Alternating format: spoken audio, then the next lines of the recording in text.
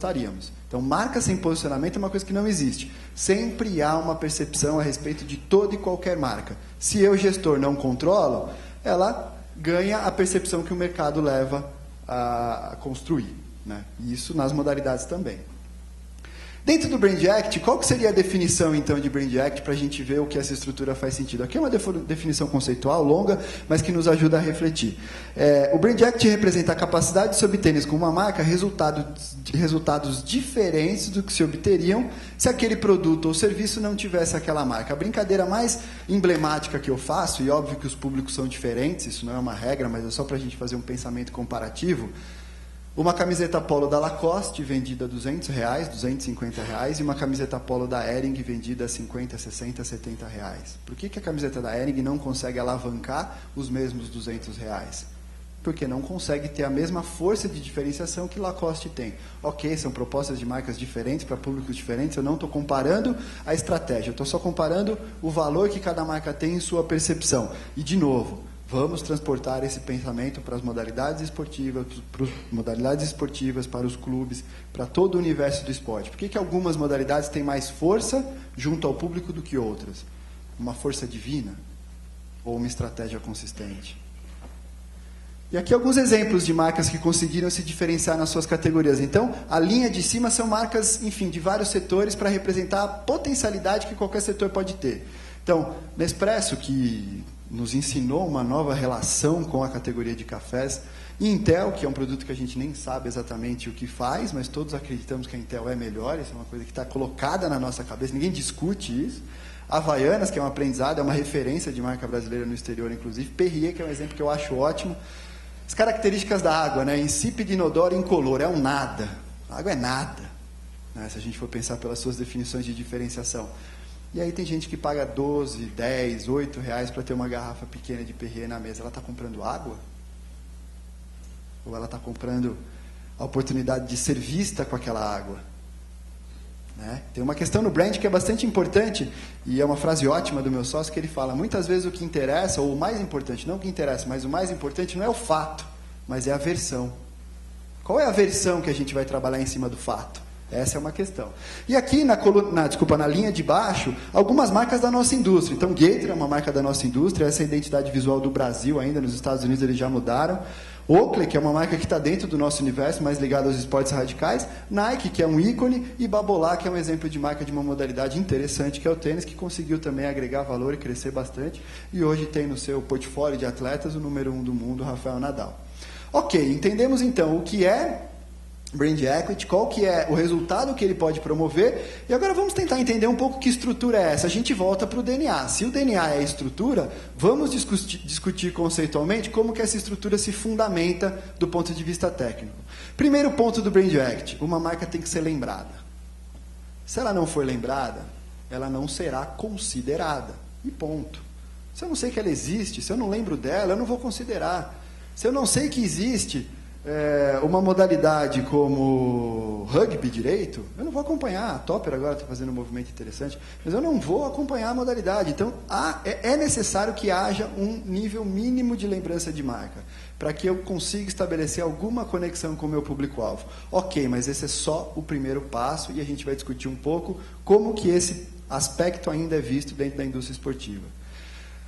Passada ou iniciada essas questões de lembrança de marca, eu começo a discutir, então, a identidade da minha marca. Quais são os atributos, quais são as características, quais são os significados que a minha marca estabelece? O que ela significa para as pessoas? O que é o futebol? O que é o voleibol? O que é o Palmeiras? O que é o Corinthians? O que é o Grêmio? O que é o Internacional? O que é a esgrima? O que isso significa? O que cada modalidade significa na cabeça das pessoas? Qual que é a relevância que elas têm? Isso é um exercício importante na construção de marcas. Descobrir a sua significância para o outro. A gente acaba se voltando muito por acreditarmos naquela modalidade. Não, nossa, tem valor, é ótimo, eu acredito. Mas e aí, o que o mercado acha disso? Como é que ele percebe tudo isso que a gente está emanando, está dizendo? Né? E esses significados a gente pode dividir em dois grandes grupos. Os significados racionais, que são aqueles atributos mais funcionais, que normalmente estão na nossa consciência, que a gente consegue julgar, que a gente consegue estabelecer comparações, são muito mais concretos. A gente pode trabalhar nessa linha de frente. Ou trabalhar o universo emocional, que é tudo aquilo que é o intangível. Quais são as características? Como é uma pessoa? Qual que é a diferença de uma Ferrari e de uma McLaren? Elas têm diferenças emocionais. As marcas têm significados que vão muito além da função delas. É a história delas. É toda a emoção que ela transmite. Então, tudo isso são significados interessantes. O universo emocional a gente vai discutir bastante ainda nessa nossa conversa. Construindo ou encontrando significados racionais e emocionais, ou emocionais, aí a gente pode também fazer uma escolha, se eu vou por um caminho mais árido e racional, ou se eu vou por um caminho mais emocional e intangível. Se tudo isso foi bem feito, eu entrarei no campo da ressonância. E aí a minha marca, de fato, começou a estabelecer relacionamentos com o meu público-alvo. A ressonância é quando, de fato, você gera eco, é quando você gera atração, quando você, de fato, estabeleceu um relacionamento com o seu público. E aí as pessoas começam a assistir, as pessoas começam a acompanhar pela imprensa especializada, e aí eu sei todas as contratações que foram feitas, eu me envolvo com a categoria, eu opino, eu critico, eu consegui uma ressonância. E a ressonância de marca é, cada vez mais, se não hoje, o maior ativo que uma marca pode ter. Publicidade paga perde o valor de forma espantosa. O consumidor está dizendo para as empresas que, eu cansei de ouvir a sua comunicação. O que interessa para mim é aquilo que as pessoas iguais a mim, os meus iguais, dizem. Isso é que credencia. E aí são conceitos modernos que a gente começa a chamar de redes sociais, mídias digitais. Nada mais é do que o boca a boca, por meios diferentes. Isso gerou um boom. E está todo mundo tentando encontrar uma forma de lidar com esse boom. Agora, a verdade é essa. Se a marca estabelecer uma ressonância com o seu público, é o próprio público que vai retroalimentar esse processo. A publicidade, por si só, ela não tem mais essa força. As pessoas já começam a olhar os anúncios como bullshit, que nem muitas vezes foi usado de manhã. Quer dizer, poxa, você está falando de você mesmo. Qual que é a legitimidade disso? Eu quero saber o que os outros acham de você. Esse é o processo rico que a marca pode construir.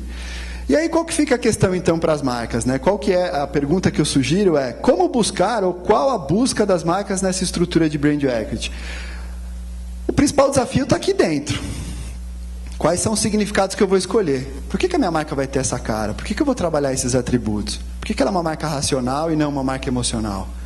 Né? Eu gosto de comparar muito, é só um exercício de provocação, a gente não vai abrir esse debate aqui, mas será que a marca São Paulo Futebol Clube e a marca Corinthians percorrem os mesmos caminhos racionais e emocionais?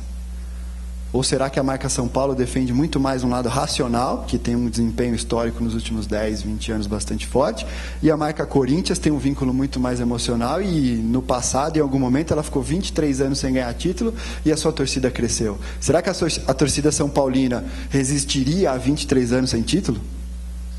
São reflexões que eu coloco como provocação, eu não tenho essa resposta. Tá? Não adianta fazer a pergunta, né? Mas eu não tenho a resposta. Nesse ponto, né, pensando então que esse é o grande desafio entre razão e emoção, e essa é a busca, né, como escolher esses atributos, vamos digerir um pouco isso, né? Que caminho que eu posso seguir e qual que é o valor que o esporte começa a ter nessa seara como um todo? Lembrando que eu estou tentando construir aquela ponte, organizações esportivas e anunciantes. Aqui tem duas frases de dois autores e profissionais também bastante renomados que nos sugerem que, primeiro, né, o Damasio, ele fala, precisamos sentir antes de pensar. A razão pura não existe. Nós pensamos com o nosso corpo e com as nossas emoções. Então isso já começa a diminuir a importância da razão.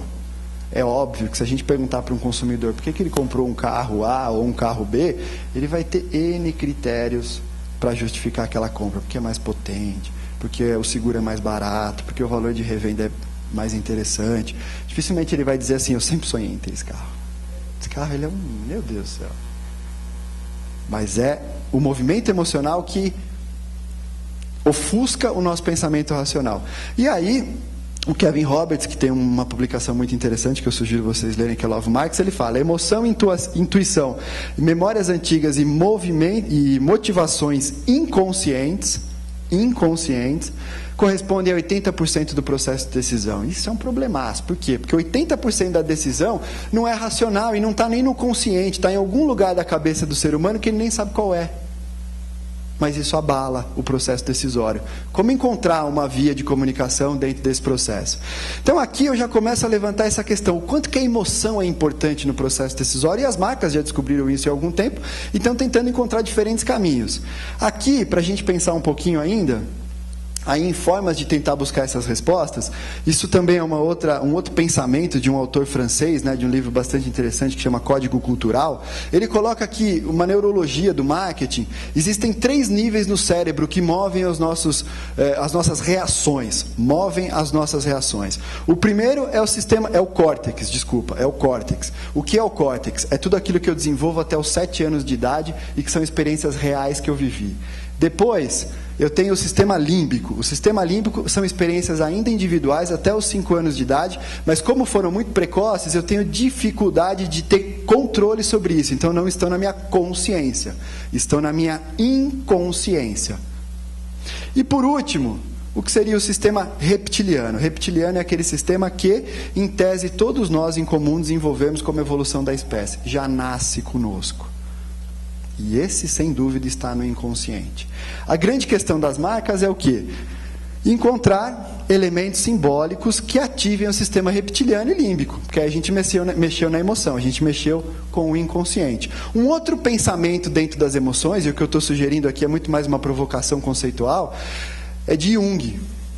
Né? Quem já estudou um pouco de psicologia ou psicanálise, a gente tem Freud, Jung, emblemáticos, né? Eles foram... Jung foi discípulo de Freud, aí em algum momento eles conflitaram, principalmente onde que eles conflitaram? Quando Jung começa a acreditar na inconsciência, coisa que Freud não acreditava.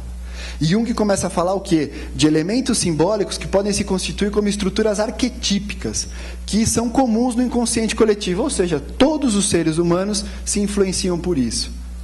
E é impressionante como gera uma paixão e uma admiração por algumas marcas que conseguem estabelecer esse pensamento arquetípico. Olha